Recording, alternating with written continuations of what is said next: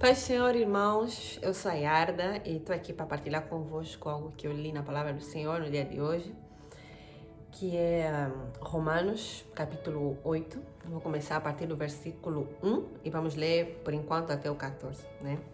A Bíblia está dizendo o seguinte: portanto, já não há condenação para os que estão em Cristo Jesus, porque por meio de Cristo Jesus, a lei do Espírito de vida me libertou da lei do pecado e da morte.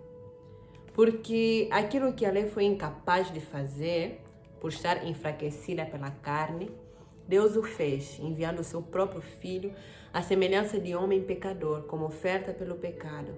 E assim condenou o pecado na carne, a fim de que as justas exigências da lei fossem plenamente satisfeitas em nós, que não vivemos segundo a carne, mas segundo o Espírito. Quem vive segundo a carne tem a mente voltada para as coisas que a carne deseja, mas quem vive de acordo com o Espírito tem a mente voltada para o que o Espírito deseja. A mentalidade da carne é morte, mas a mentalidade do Espírito é vida e paz.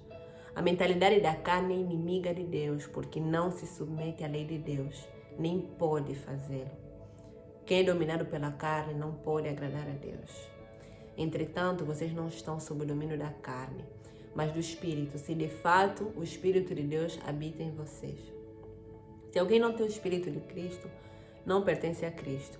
Mas se Cristo está em vocês, o corpo está morto por causa do pecado, mas o Espírito está vivo por causa da justiça.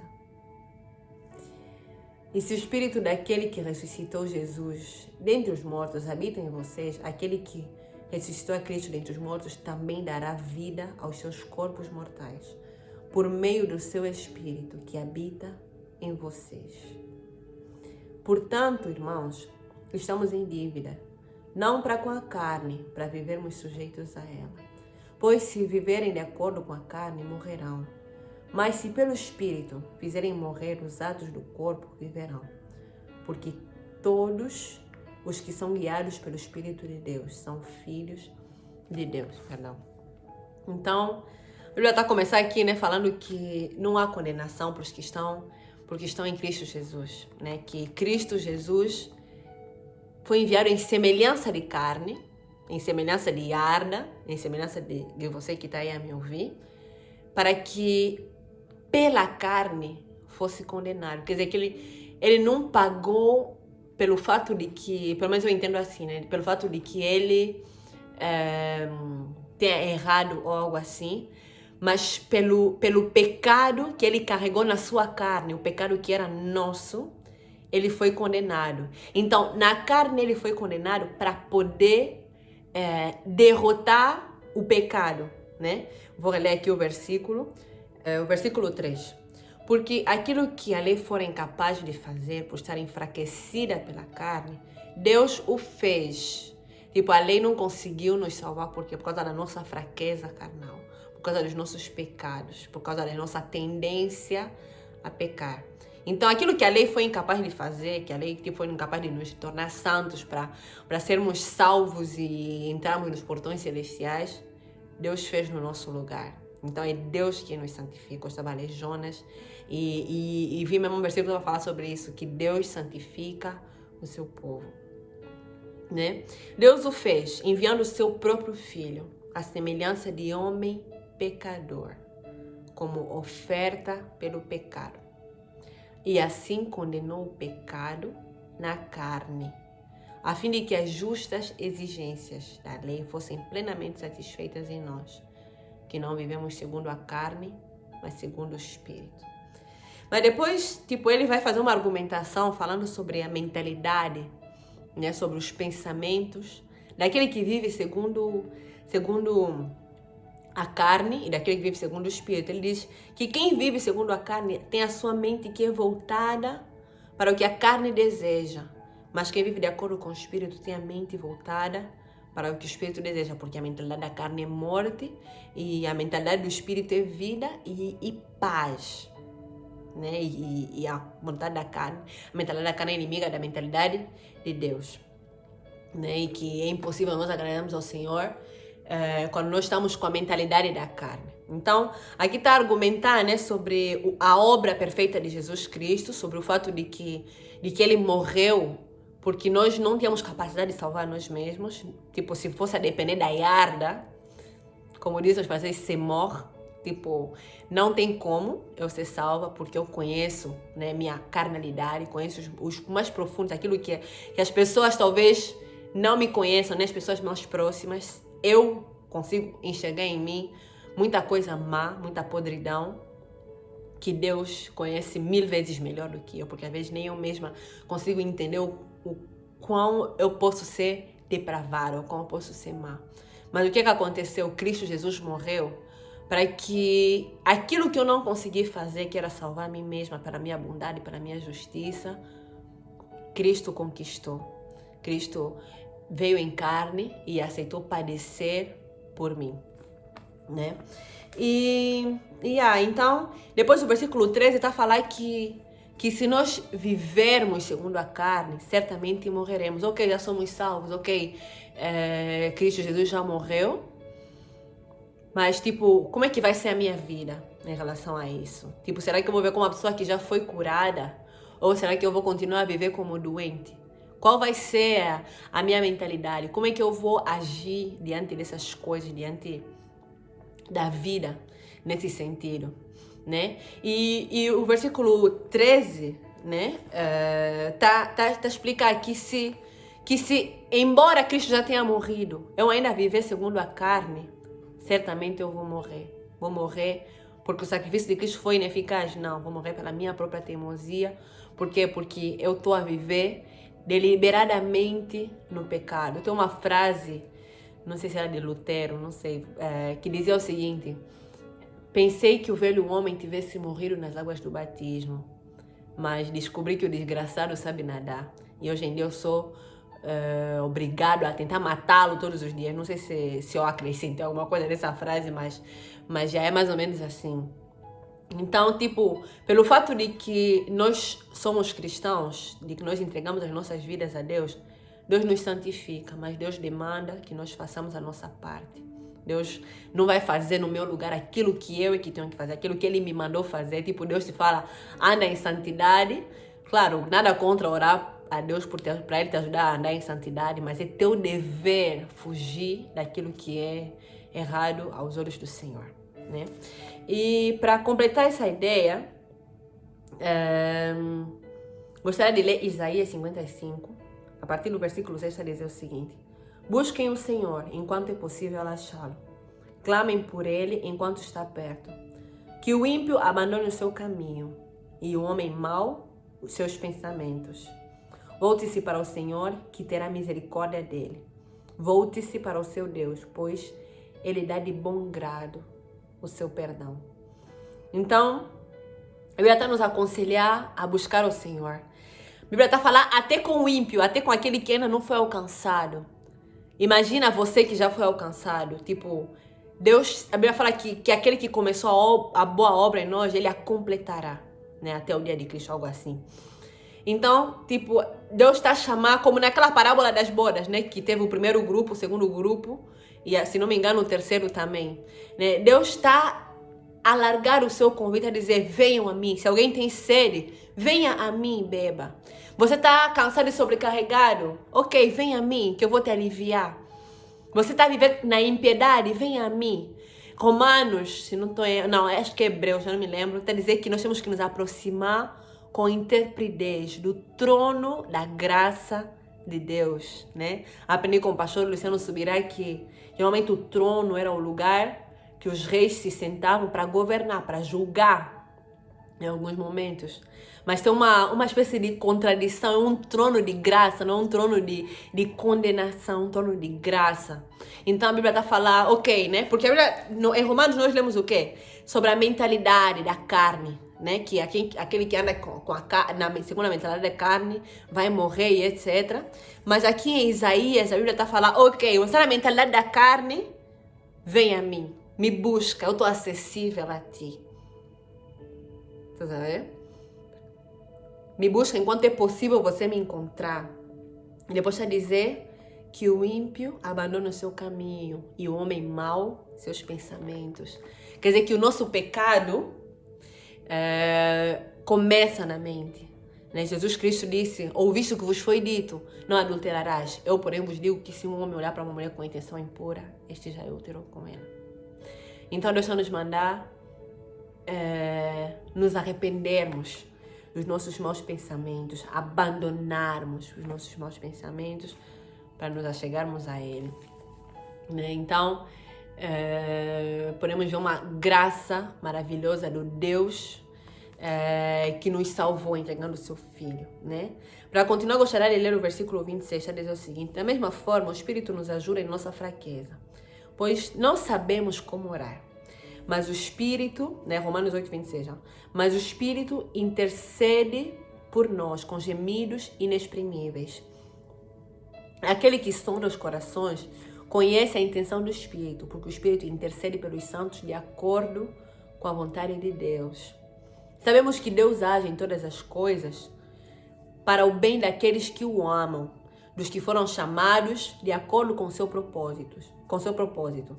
Pois aqueles que de antemão conheceu, também os predestinou para serem conformes à imagem de seu Filho, a fim de que ele seja o primogênito entre muitos irmãos. E aos que predestinou, também chamou. E aos que chamou, também justificou. Aos que justificou, também glorificou. Que diremos, pois, diante destas coisas? Se Deus é por nós, quem será contra nós? Vamos olhar para aqui. Tá bem? Então, ele está a falar que aqueles que Deus chamou, Deus lhes justificou. Deus nos santificou. Tipo, Deus é que fez a sua obra em nós. Ele quer que nós assumamos nossa parte da responsabilidade de caminhar com Ele. E aquilo que nós não conseguimos fazer, aquilo que nossa limitação não chegar, não nos impedir de fazer, Ele fará. Né? Do mesmo jeito que Ele já fez, na verdade, enviando o seu Filho, Cristo Jesus. Né? Isso me faz pensar em algo que tenho vivido nos últimos tempos. Ontem eu estava me sentindo frustrada por não me sentir capaz de fazer aquilo que Deus me ordena. Não me sentir capaz de resistir à tentação no longo termo, no longo prazo. E essa frustração meio que tomou conta de mim e eu evitava Deus. Eu estava a evitar falar com Deus, eu estava a evitar me abrir com Deus. E enfim, tipo, estava assim em silêncio. Mas hoje de manhã, quando fiquei assim a ler, peguei minha Bíblia e tal. Mas hoje de manhã dei conta que, na verdade, Deus é quem santifica. Deus é quem guia todas as coisas. Que essa minha frustração vinha do fato de que eu estava confiando na força do meu braço para resistir ao pecado, para vencer o pecado. Mas na verdade é Deus quem justifica, é Deus quem santifica. E quando nós vencemos alguma coisa, é Deus quem nos dá essa vitória. Nós não temos mérito nenhum. E o fato, tipo, parece uma coisa simples, né? Mas isso já... Só o fato de eu perceber que tem coisas que eu não vou conseguir, mas que Deus já me dá forças para conseguir, já retira uma parte do peso. Por quê? Porque se eu depositar todo o peso em mim, todo o peso no fato de eu fazer isso ou aquilo, conseguir isso ou aquilo, é um peso pesado demais, perdão pela redundância, mas é pesado demais para alguém como eu. Para alguém que, tipo, me conhecendo do jeito que eu me conheço, eu não consigo carregar essa cruz. Mas eu não tenho que carregar essa cruz. Cristo Jesus já carregou essa cruz. Eu não preciso sofrer por antecipação, porque a única coisa que Deus quer é que eu deposite minha confiança nele, confie nele e me esforce para fazer o bem, para fazer as coisas do jeito que lhe agradam. E aí eu vou vencer, mas vou vencer a vitória de Deus que me capacitou. Não sei se dá para ver, porque a Bíblia fala assim: vocês não são tentados além do que vocês possam suportar, mas Deus dá escape no meio da tentação, né? Então, tipo, se eu escapar é porque Deus me deu escape. Se eu vencer é porque Deus me deu vitória, né? Então, vamos continuar aqui, versículo 28 de Romanos 8. Está dizendo o seguinte: sabemos que Deus age em todas as coisas para o bem daqueles que o amam, dos que foram chamados de acordo com seu propósito. Pois aqueles que de antemão conheceu, também predestinou, para serem conformes à imagem do seu Filho, a fim de que seja o primogênito dentre muitos irmãos. Aos que predestinou também chamou, aos que chamou também justificou, aos que justificou também glorificou. Que diremos, pois, diante destas coisas? Se Deus é por nós, quem será contra nós? Aquele que não poupou seu próprio Filho, mas o entregou por nós, como não nos dará com ele e de graça todas as coisas? Quem fará acusação contra os escolhidos de Deus? É Deus quem os justifica. Quem os condenará? Foi Cristo que morreu e mais, que ressuscitou, está à direita de Deus e também intercede por nós. Quem nos separará do amor de Cristo? Quem vai nos separar do amor de Cristo? Será a tribulação, ou a angústia, ou a perseguição, ou fome, ou nudez, ou perigo, ou espada? Como está escrito, por amor de ti, enfrentamos a morte todos os dias. Somos considerados como ovelhas destinadas ao matadouro. Mas em todas essas coisas, somos mais do que vencedores, por meio daquele que nos amou. Está entendendo? Não está falando que a Yarda é mais que vencedora por causa da vitória dela, que ela alcançou com a força do braço. Não, meu braço não tem muita força aqui. Eu sou mais do que vencedora por meio daquele que me amou, que me santificou, que cuidou de mim. Então, o que vai me separar do amor de Cristo? Minha fraqueza? Minha fraqueza foi derrotada na cruz por Jesus Cristo. Há quase 1000 anos, quase 2000 anos atrás. Pois estou convencido de que nem a morte, nem a vida, nem anjos, nem demônios, nem o presente, nem o futuro, nem quaisquer poderes, nem a altura, nem a profundidade, nem qualquer outra coisa na criação será capaz de nos separar do amor de Deus que está em Cristo Jesus, nosso Senhor. Então, irmão, eu te pergunto, o que vai te separar do amor de Cristo? Qual é a tua desculpa? Tua desculpa é qual? Fraqueza da carne? Cristo Jesus já morreu e Ele está te convidando a mortificar hoje os feitos da tua carne para você viver em paz, porque a mentalidade do Espírito é vida e paz. Então, leva os teus pesos a Ele, leva os teus fardos a Ele, e Ele vai te aliviar do peso de que você tem que conquistar pelo teu mérito a tua salvação. Isso não é tua tarefa, você não tem capacidade para isso. Isso é tarefa de Cristo Jesus, e Ele já cumpriu com o maior sucesso possível, o único que poderia cumprir essa tarefa. Já cumpriu isso. Então, que usufruamos dessa graça que nos é proposta, que atendamos ao chamado, que não nos excluamos da glória de Deus. No versículo está dizendo assim: tenham cuidado para que ninguém se exclua da glória de Deus ou da graça de Deus, algo assim. Eu já está a falar que o meu justo, a verdade é assim, o meu justo viverá pela fé, mas se retroceder, meu coração não terá prazer nele. Então Deus está nos convidando a viver pela fé, sem retroceder. Podemos ter muitas razões para retroceder. Podemos olhar para a nossa fraqueza e falar: não sou digno. Mas tem uma boa notícia, que Deus nos dá. A graça é exatamente para você, que não é capaz. Porque Cristo é capaz de tudo. Ele já fez o necessário. E sobre não se excluir da graça de Deus, já lê Isaías 56, já diz o seguinte: que nenhum estrangeiro que se disponha a unir-se ao Senhor venha dizer: é certo que o Senhor me excluirá do seu povo. E que nenhum eunuco se queixe, dizendo o seguinte: não passo de uma árvore seca.